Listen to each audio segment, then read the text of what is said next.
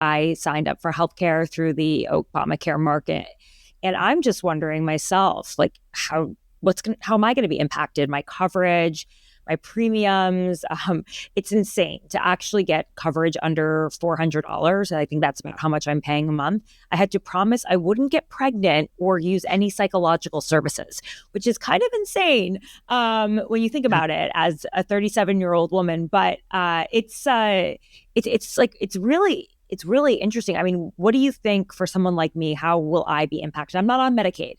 Yeah. Just a small business owner who went to the Obamacare market to buy health insurance. It's like buying auto insurance and having to promise you won't get into an accident, right? You're like, well, yeah. why am I buying it?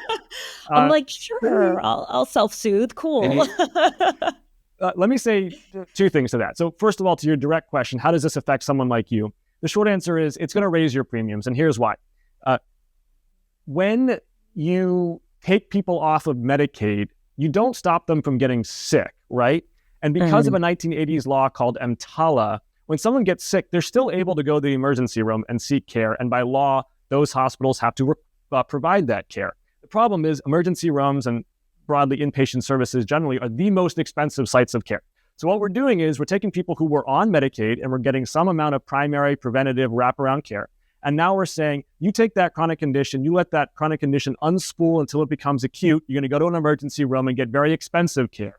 That increases the overall amount of healthcare spending in the system. Of course, that individual who just sought that care can't pay for it. They're uninsured. So the hospital now has this uncompensated care, and they have to fill that deficit through what's called cross-subsidization. They basically charge the commercial health insurance companies or Medicare more money. And that filters down into higher premiums for all Americans.